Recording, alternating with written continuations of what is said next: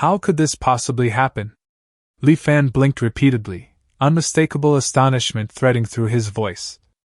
Wasn't this place supposed to be merely the cave abode of a golden core cultivator? Then how could it be that even a nascent soul expert had met their demise here? Yuan Xing slowly shook his head.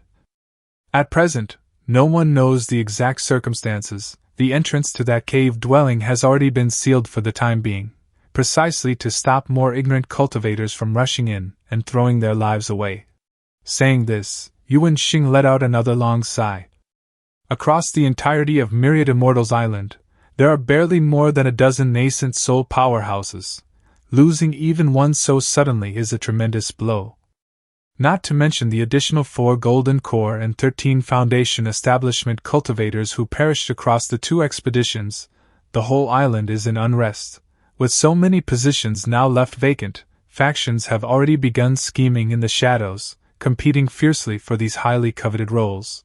Li Fan could faintly sense that Yuan Xing's unease was rooted in something deeper, something he wasn't voicing aloud, yet since the man chose not to speak of it, Li Fan saw no reason to pry further.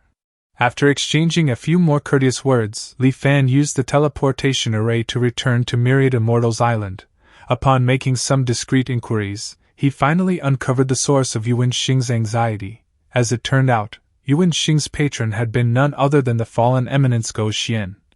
It was precisely because of this backing that he had managed to secure the position of Liuli Island's guardian amidst intense competition. And now, before he could even firmly establish himself, that support had completely collapsed. No wonder his expression had been so troubled. Li Fan pondered silently. If even a nascent soul cultivator had fallen, then this cave dwelling must be unimaginably perilous. It seems that retrieving fellow Taoist He's remains will have to be postponed for now.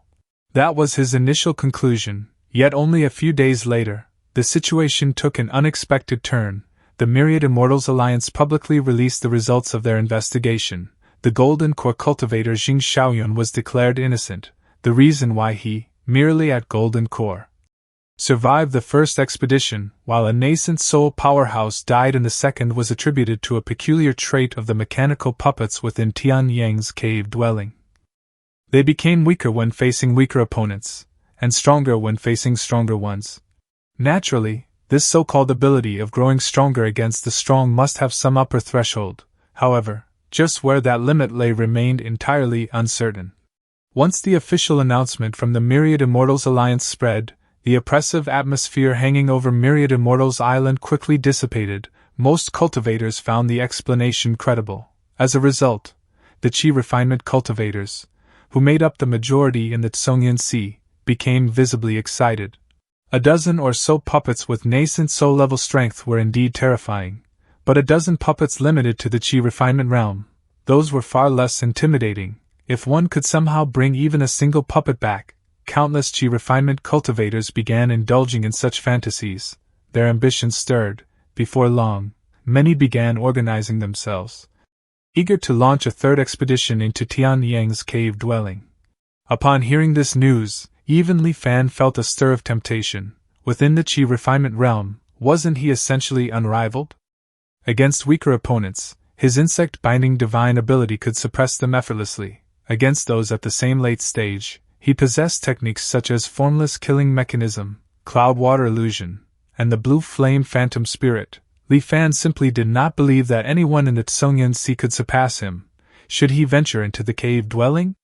The temptation lingered briefly, but Li Fan soon sensed something was off. If those puppets truly weakened against the weak and strengthened against the strong, then the Myriad Immortals Alliance could have secretly assembled a group of late-stage Qi refinement cultivators to seize the cave dwelling and claim all the puppets. Obtaining more than a dozen puppets with at least nascent soul-level combat power would be an irresistible gain. Why? Then, would they publicly disclose such information? The only plausible explanation was that the puppets possessed other strange properties that even the Alliance could not fully comprehend. Thus, they chose to let the masses of Qi refinement cultivators risk their lives to probe the unknown. Li Fan was not the only one who found the Alliance's actions suspicious. After the initial wave of excitement subsided, most people quickly regained their composure, yet there would always be those who believed themselves favored by fate. Around 30 such individuals gathered together and embarked on a third expedition into Tian Yang's cave dwelling. 10 days later, they returned in a miserable state. More than half of the group managed to escape back alive. Through their tearful and trembling accounts, the onlookers learned what had transpired inside the cave dwelling. Those 17 puppets were simply too formidable. Their bodies, forged from some unknown material, were unbelievably resilient. No arcane technique had any effect on them whatsoever. Not even the faintest mark could be left behind, though their combat strength was restricted to the chi refinement realm. Their physical durability was enough to withstand attacks from a nascent soul cultivator. Li Fan fell into deep thought. I wonder how this cave-dwelling situation was resolved in my previous life? After joining the Myriad Immortals Alliance back then, he had never once heard mention of Tian Yang's cave-dwelling. Clearly, by that point, it had already disappeared. Perhaps a powerful figure had intervened and resolved everything. That was Li Fan's speculation. In truth, it wasn't that there were no methods to deal with it. If one employed sheer numbers to hold the puppets back, someone could potentially venture deeper into the cave and seek opportunities. But no one was willing to sacrifice their life for the sake of others' success, and so, gradually, fewer and fewer cultivators kept Tian Yang's cave dwelling in mind. That Song Yun's sea slowly returned to its former calm. Li Fan, too, seized this rare period of peace to steady his mind and focus on cultivation. Time passed swiftly, and in the blink of an eye, half a year had gone by. It was now anchor year 13. Suddenly, a subtle disturbance arose within Li Fan's mind. The lock he had placed on Jiang Habway using formless killing mechanisms showed faint signs of loosening. In less than a year, Jiang Habway had gone from an ordinary mortal to a chi refinement cultivator. After the shift in his destiny, his cultivation speed had become even more astonishing than in Li Fan's previous life. At this rate, he might truly reach the golden core realm within a dozen years.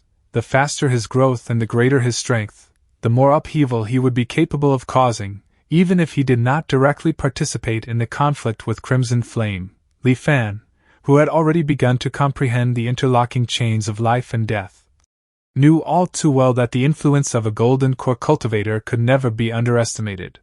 3 months later, while in secluded cultivation, Li Fan received a message from Yuan Xing. Fellow Taoist Li Fan, have you heard? Recently, our Liuli Island has produced an extraordinary individual. A glint flashed in Li Fan's eyes. Oh? I would very much like to hear more.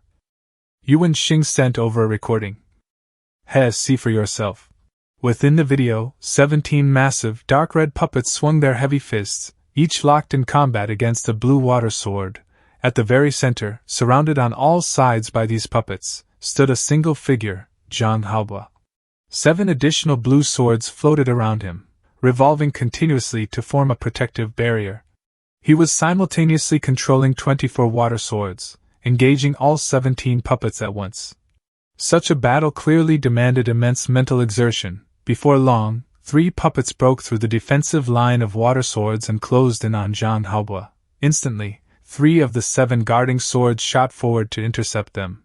In the very next moment, Jiang Habway retreated with astonishing speed, withdrawing from the cave dwelling amid the furious roars of the puppets. Shortly after, Yuan Xing's voice rang out again, filled with unmistakable pride. What does fellow Taoist Li Fan think? Li Fan feigned ignorance. Those 17 puppets, are they from Tian Yang's cave dwelling? To confront all 17 alone, even for a brief moment, is already remarkable. Who exactly is this person?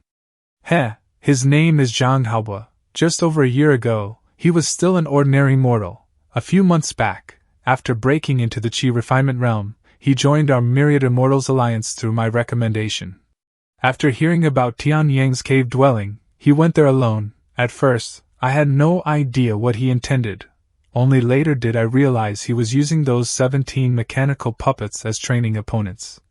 In the beginning, it was said he could only endure a few breaths, but with each attempt, he lasts longer under their relentless assault. The recording I sent you is already more than half a month old. I can only imagine how things have progressed since then. If he doesn't fall prematurely, he is surely destined to walk the path of the great Tao. Li Fan nodded. Indeed, fellow Taoist Yuan. Li Fan thought to himself. Normally, condensing 24 sea-calming swords is something only achievable at the Foundation establishment realm, yet Jiang Habway managed it shortly after entering Qi refinement. Is he uniquely suited to this technique? Or is there another hidden factor? How intriguing! His curiosity ignited, Li Fan immediately set out toward Tian Yang's cave dwelling to witness it firsthand. Around the crater, quite a number of cultivators had gathered. They paid no attention to the boiling seawater, nor to the strange eruptions from the underwater volcano. Their focus was entirely fixed on Jiang Habway, who sat cross-legged not far away, eyes closed in meditation. As Li Fan approached, he overheard fragments of their hushed conversations. That was his first attempt after reaching mid-stage Qi refinement. It doesn't seem like he lasted much longer than before. What are you talking about? Can't you tell his strikes carry about the same force as when he was still at early stage Qi refinement? He's clearly still adjusting to his newly gained strength. Exactly, I'd wager this time he'll last twice as long as it takes for a cup of tea to cool. Amid the murmurs, Jiang Habway's eyes suddenly opened, his gaze as calm and unreadable as still water. He rose abruptly and dashed straight into the mouth of the volcano. The surrounding cultivators did not follow. Instead, a watery screen shimmered into existence at the center, revealing the scene inside the cave dwelling. The 17 mechanical puppets were clearly not mindless constructs. After being provoked repeatedly by Jiang Habway, they had anticipated his return and lay in ambush right at the entrance. The instant he stepped inside, they launched their attack. Jiang Habway remained completely composed. 24 shimmering blue water swords formed around him, deflecting each incoming strike. At the same time, he moved with incredible agility, weaving through the gaps between the puppets. In the blink of an eye, he broke through their encirclement and emerged on the opposite side, then rose into the air, hovering steadily. What is he trying to do? He's not just defending? Is he actually going on the offensive? Amid the crowd's shocked exclamations, Jiang Habway fixed a sharp gaze on the puppets below and swiftly formed a hand seal. In that instant, the 24 water swords surged in speed, moving several times faster than before. They descended upon the puppets like a sudden, torrential storm. The swords moved like living spirits, leaving behind countless afterimages as they wove an intricate web of blue light. It created the illusion that hundreds, perhaps even thousands, of water swords were striking simultaneously.